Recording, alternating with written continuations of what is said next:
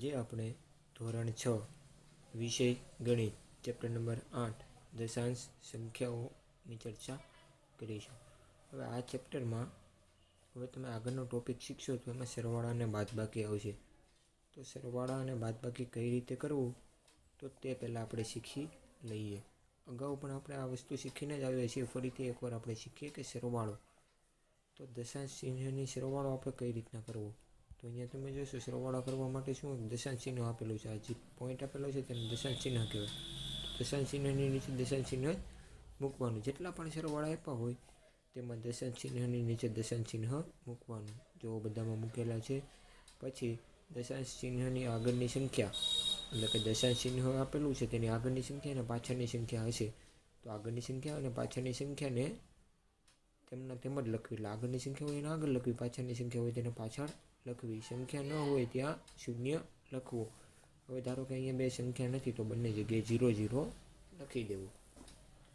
હવે આપણે સરવાળો જોઈએ તો 0.07, તો અહીં લખવાનું 0.07, પોઈન્ટની નીચે પોઈન્ટ જ લખવાનું। 0.135, તો 0.1 અહીંયા લખવાનું 3 5। હવે 21.384, તો પોઈન્ટ પછી 384 છે તો પોઈન્ટ પછી 384, આગળ 21 છે તો અહીંયા લખી દેવાના 21। આ બધાનો આપણે જેમ સરવાળો કરતા તે રીતના સરવાળો કરવાનો। 5 ને 4 9, 7 ને 3 10 ને 8 18, એટલે 8 વધી પડી 1, 3 ને 4 ને 1 5, હવે 0 0 ને 1 એટલે કે 1, અને અહીંયા 2 છે તો 2।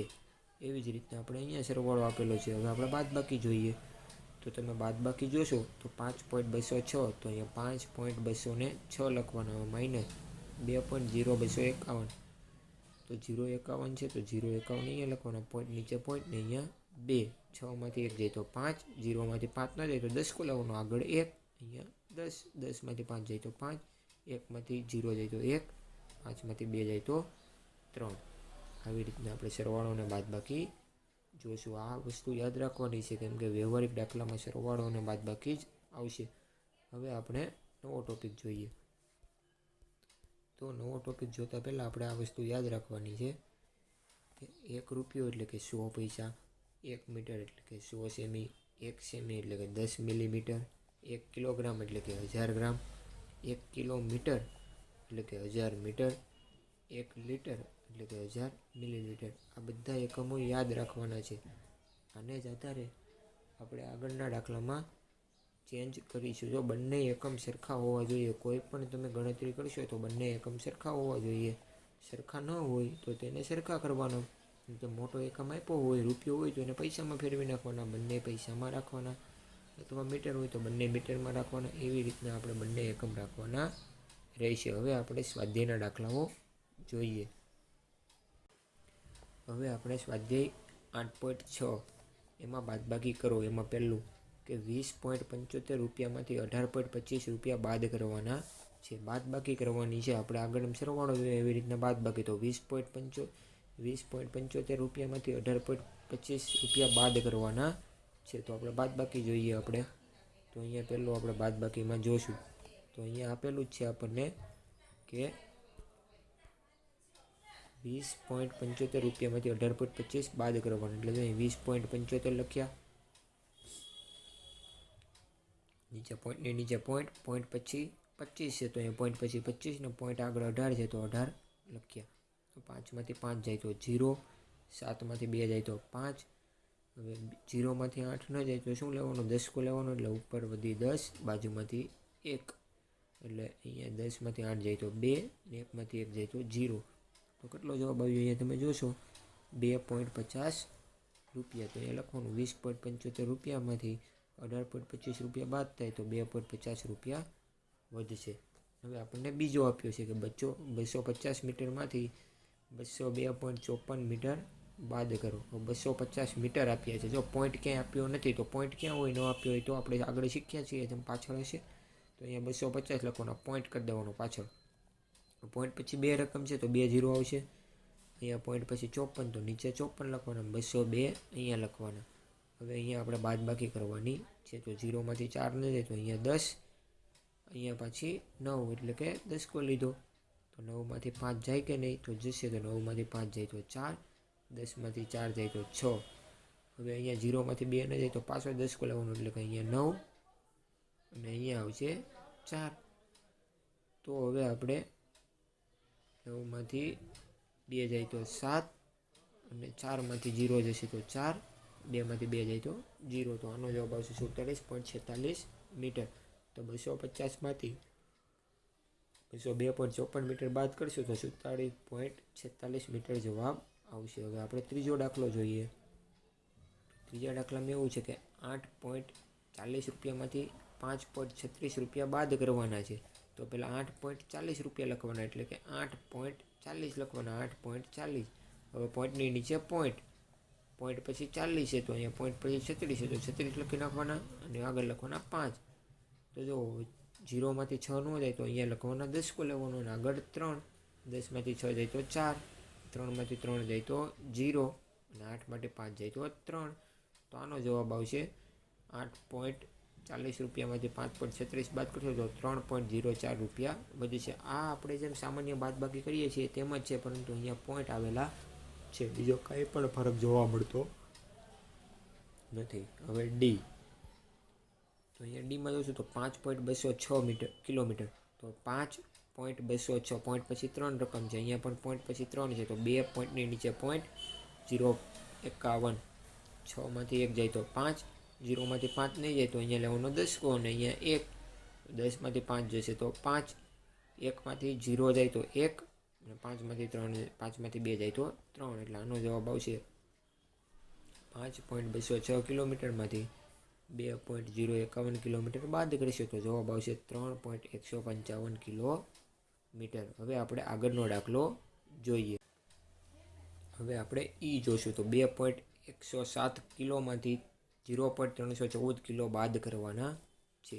તો પહેલાં લખવાનું 2.107 કિલો, એમાંથી કેટલા બાદ કરવાના તો 3.014 એટલે કે 0.314. તો 7માંથી 4 જશે, પોઈન્ટની નીચે પોઈન્ટ મૂક્યો, 7માંથી 4 જાય તો 3, 0માંથી 1 ન જાય તો અહીંયા દસકો લેવાનું, અહીંયા ઉપર 0, 1 બાદ કરવાનું એટલે 0 આવશે. 1માંથી 1 જાય તો 0, 10માંથી 1 જાય તો કેટલો આવે 9. હવે જો અહીંયા 0 હતો ને અહીંયા 3 હતા તો 0માંથી 3 ન જાય તો પાછો દસકો લેવાનો, અહીંયા લખવાનો ઉપર 10 અને બાજુમાં 1. તો 1માંથી 0 જાય તો 1, 10માંથી 3 જશે તો 7. તો આનો જવાબ આવશે 1.793 કિલો જવાબ આવશે. હવે કિંમત શોધો તો બાદ બાકી જ કરવાની છે, ખાલી આપણે કિંમત મેળવવાની છે. તો અહીંયા તમે જોશો કે 9.756માંથી 6.28 બાદ કરવાના છે. તો અહીંયા આપણે પહેલાં લખશું 9.756, એમાંથી 6.28 એટલે કે 6.28. પાછળ કંઈ નથી, 0 લખી દેવાનું, બાદ બાકી કરવાનું. તો 6માંથી 0 જશે તો 6, 5માંથી 8 જાય તો ન જાય તો ઉપર લેવાનો દસકો એટલે અહીંયા આવશે 15, બાજુમાં આવશે 6. 15માંથી 8 જાય તો 7 અને 6માંથી 2 જશે તો 4 અને 9માંથી 6 જાય તો 3 જવાબ એટલે 3.476 જવાબ આવશે. બી 21.05 અને 15.27. તો અહીંયા લખવાનું 21.05, નીચે લખવાનું 15.27. હવે આપણે અહીંયા બાદ બાકી કરવાની છે. તો 5માંથી 7 જાય તો ન જાય, તો 5માંથી 7 ન જાય તો અહીંયા આપણે દસકો લેવાનું. તો અહીંયા આપણે આવશે ઉપર આવશે કેટલા, બોલો જે ઉપર કેટલા આવે, તો ઉપર આવશે 15 અને બાજુમાં આવશે 9. તો 15માંથી 7 જશે તો 8, 9માંથી 2 જાય કે નહીં તો જાય, તો 9માંથી 2 જાય તો 7, 1માંથી 5 જાય નહીં તો અહીંયા લેવાનો દસકો એટલે અહીંયા આવશે 10 અને અહીંયા આવશે 1. 1માંથી 1 જાય તો 0 અને 10માંથી 5 જાય તો 5. તો આનો જવાબ આવશે 5.78. 18.5 માઇનસ 6.79. તો 18.5 એટલે કે 18.50 થશે, કેમ કે પાછળ પોઈન્ટ પછી 2 રકમ આપેલી છે તો 2 રકમ સુધી જવાનું એટલે 0.50 અને 6.79. તો હવે આની બાદ બાકી કરવાની. તો 0માંથી 9 ન જાય તો ઉપર અહીંયા આવશે દસકો અને અહીંયા આપણે આવશે 4. તો આપણે 10માંથી 9 જાય તો 1 વચ્ચે 4, અહીંયા ઉપર 4 હતા, 4માંથી 7 જાય નહીં તો ઉપર આવશે 14 અને અહીંયા આવશે 7. 14માંથી 7 જાય તો 7, 7માંથી 6 જશે તો 1 અને અહીંયા 1 તો 11.71. આ દાખલો તમે જાતે પ્રયત્ન કરજો. પ્રશ્ન નંબર 3 કે રાજુએ 35.65 રૂપિયાનું પુસ્તક ખરીદ્યું. તેને દુકાનદારને 50 રૂપિયા આપ્યા. તો હવે એને કેટલા રૂપિયા પાછા મેળવ્યા હશે? તો હવે જો આમાં આપણને એવું કીધું છે કે એક રાજુભાઈ છે, તેની પાસે 50 રૂપિયાને દુકાનદારને આપ્યા અને લીધું છે અને 35.65 રૂપિયાનું પુસ્તક ખરીદ્યું. તો હવે એની પાસે કેટલા રૂપિયા દુકાનદારે પાછા આપ્યા હશે? એટલે કે દુકાનદાર પાસેથી કેટલા રૂપિયા લેવાના રહેશે? તો આપણે શું કરવું પડશે? બાદબાકી જ કરવી પડે. તો અહીંયા આપણે બાદબાકી કરવા માટે તો કોની બાદબાકી? તો આમાં જો મોટામાંથી નાનું બાદ કરવાનું. તો આમાં મોટું શું આપેલું છે? 50 રૂપિયા. એ મોટા છે 35.65 કરતાં, એટલે 50 રૂપિયામાંથી 35.65 રૂપિયા આપણે બાદ કરવાના છે. તો અહીંયા આપણે જોવું કે રાજુની ખરીદી એટલે કે 50 રૂપિયાને દુકાનદારને આપ્યા, એમાંથી એને 35.65 રૂપિયાના પુસ્તકો થયા. તો દુકાનદાર કેટલા રૂપિયા આપશે? તો આપણે શું કરવું? 50માંથી 35.65 બાદ કરી દેવાના. હવે અહીંયા 50 જોશું તો અહીં જો પોઈન્ટ પછી 2 રકમ છે તો 50.00 લખાય કે નહીં?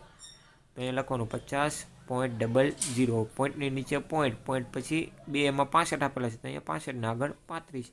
હવે જો 10 0માંથી 5 ન જાય એટલે અહીંયા દસકો લેવાનો તો 10. હવે બાજુમાં દસકો લેશો, અહીંયા 10 લેશો તો બાજુમાં કેટલા આવશે? 9 આવશે કે નહીં? એટલે અહીંયા આવશે 9. તો 10માંથી 5 જાય તો 5, 9માંથી 6 જશે તો 3. હવે પાછું અહીંયા જુઓ તો 0માંથી 5 ન જાય તો અહીંયા લેવાના 10. અહીંયા આપણે આગળ દસકો લીધો છે એટલે અહીંયા આવશે 10 અને પાછા ઉપર આપણે 9.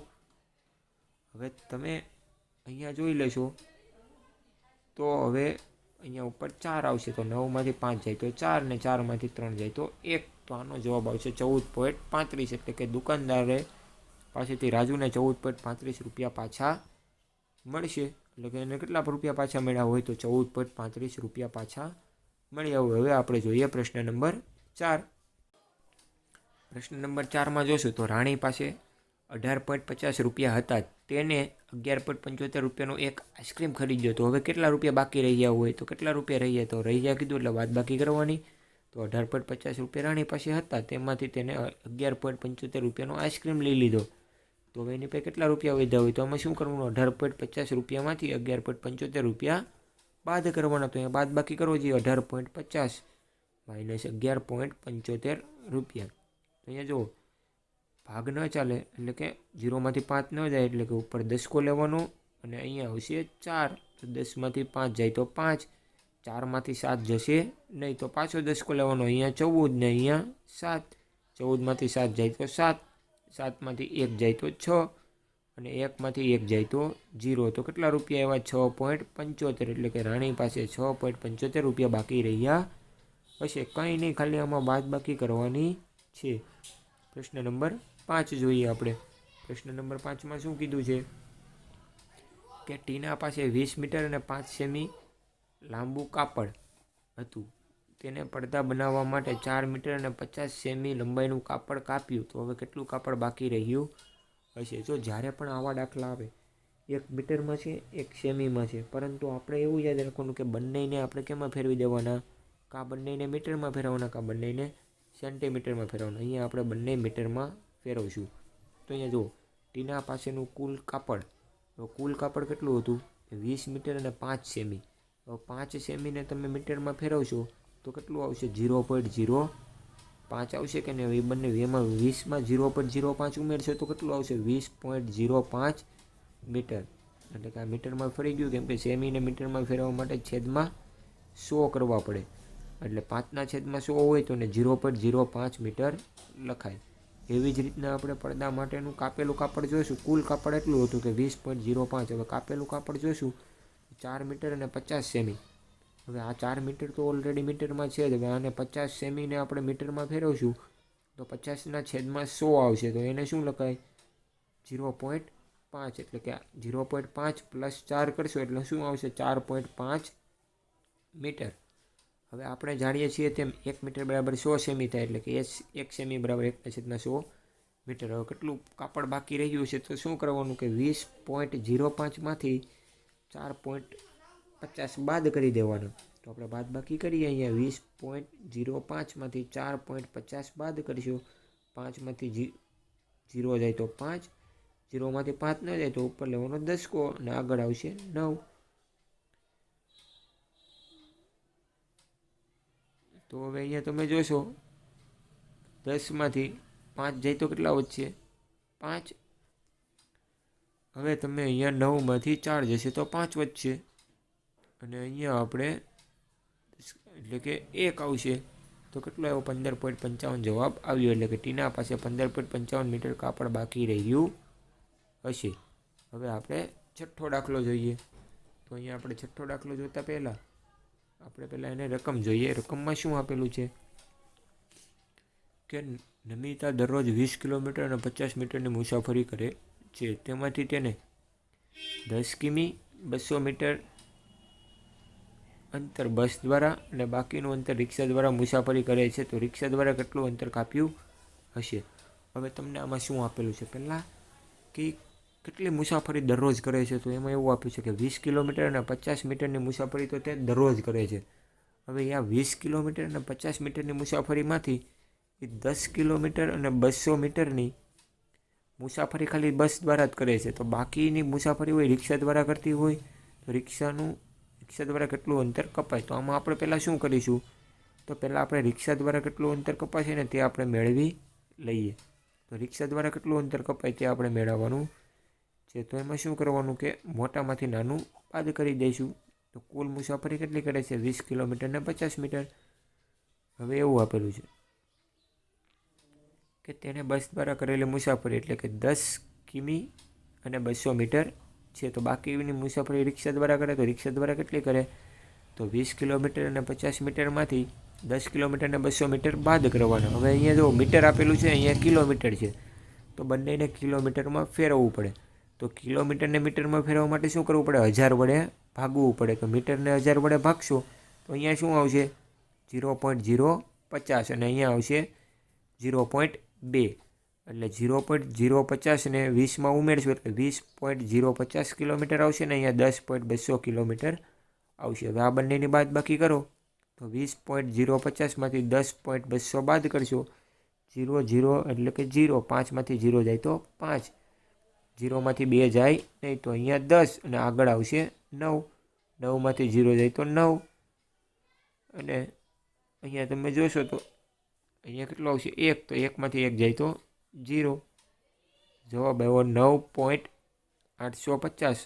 એટલે કે નમિતા રિક્ષા દ્વારા 9.850 કિલોમીટર અંતર કાપે છે. હવે આપણે નવો દાખલો જોઈએ. દાખલા નંબર 7.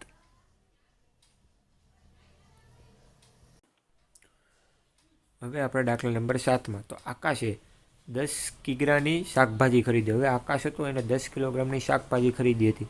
તેમાંથી તેને 3 કિલોગ્રામ અને 500 ગ્રામ ડુંગળી, 2 કિલોગ્રામ અને 75 ગ્રામ બટેકા અને બાકીના ટમેટા અને બાકીના બટેકા ખરીદ્યા. તો તેને ખરીદેલા બટેકાનું વજન કેટલું હશે? જો તમે આ દાખલામાં જોશો તો અહીંયા શું આપેલું છે કે ધારો કે તમે જાઓ છો કે 10 કિલોગ્રામની શાકભાજી ખરીદી હતી.